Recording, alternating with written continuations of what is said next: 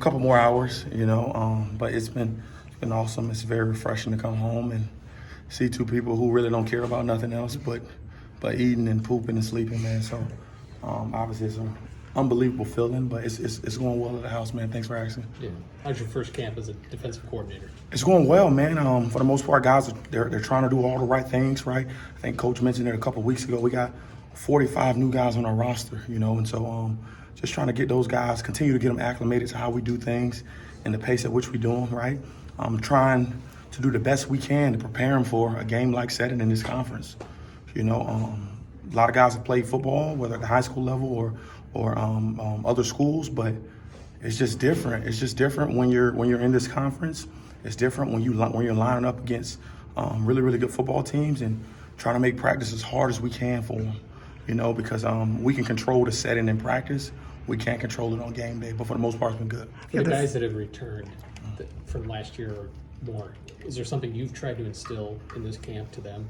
Yeah, man. I mean, the phrase I like to use is you got to have a buffet mentality, right? Like you could never stop eating. You got to always be hungry, right? And human nature is when you've had success, right? It's to kind of take a back seat and chill because you've done something for 1 year and you may not be as hungry and I'm wired the complete opposite way, man. And so we got some motivated guys. I'm pushing them every single day. Our staff is pushing them, you know, and just trying to challenge them in different settings because again, right, when we line up versus Toledo, they don't care, right? They don't care what conference this is, right? They got really good players on their roster, i.e. the quarterback, right? They got some really good players. And so I just want to make sure we're prepared for that.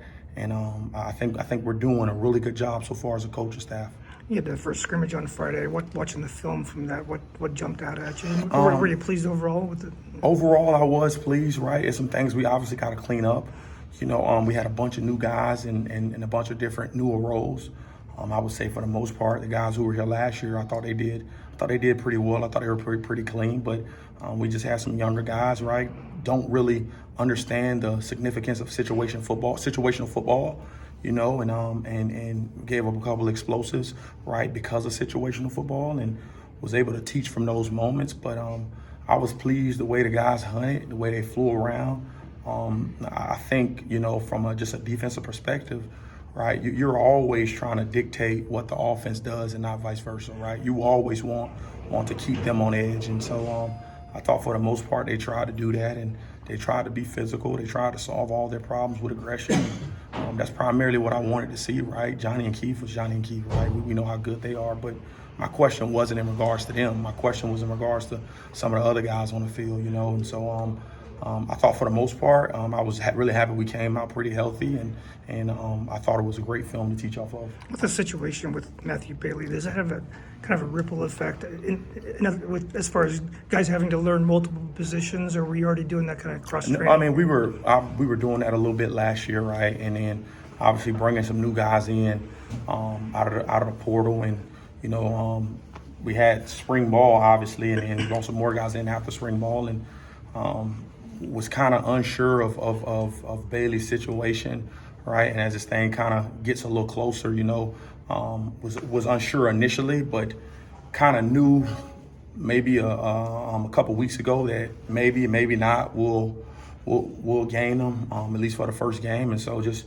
trying to prepare guys and put other guys in position to go out there and do what Matt typically does, you know. And so that just meant just putting them in a pressure cooker, man, putting them out there during scrimmage settings and see can they handle the fire. And for the most part, man, I do think that the three guys we brought in, and Nicario Harper, right, Clayton Bush, and Demetrius Hill, man, I thought they've done a tremendous job in trying to get prepared for Toledo, you know, and scrimmage wise, and they've been flying around, they've been physical, you know.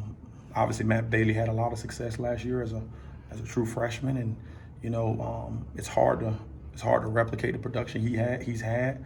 You know, obviously losing the guys we lost in the secondary, but you know, I think what helps us is those dudes up front in our linebacking core. You know, we got some dudes up front in that linebacker I think can make up for some of that production, you know. And at the end of the day, man, no matter how much we practice, right, it's how are they going to respond when they're in the game. You know, as much as we practice, as hard as we practice, How are they going to respond, right, when the live bullets are flying and it's really go time? And so I'm trying to put as much pressure on them as I can. I'm trying to make it really, really hard for them, all of them overall, the whole secondary, right? Just to see how they respond. Do they rise or do they crumble, right? And I can kind of control that at practice a little bit, but I can't control that on game day. And so just trying to get these dudes ready. Gary Chase played both positions at FIU. Is that versatility paying off now? Oh, 100%, man, because I think he has a very unique skill set for a guy that size. He's a tremendous cover guy, like tremendous, like really good, you know. And he showed that he'll put his face on people. You know what I'm saying? And so, like, that was my biggest question. Like, will you put your face on people? I know he had a lot of tackles, but tackling and putting your face on people do two different things, you know. And this conference just requires a little bit different from you, right? You know, you're gonna play against some really elite tight ends, right? You know, you're gonna play against some really elite O-lines. You know, people are gonna try to run the ball right at you. And Coach always says that they're gonna find a weak link, right? And I think what we're trying to do as a staff is trying to find a weak link, right? Trying to find a weak one in practice, right? Who's going to give us the best chance to win the game, right? Who are the first 11, and then after those 11, who are the premier backups that can come in and help us? And so all three of those guys have been doing a tremendous job, and it's a really good battle right now. Aaron, what gives you confidence in Matt Bailey kind of being a plug-and-play guy when he can get back healthy?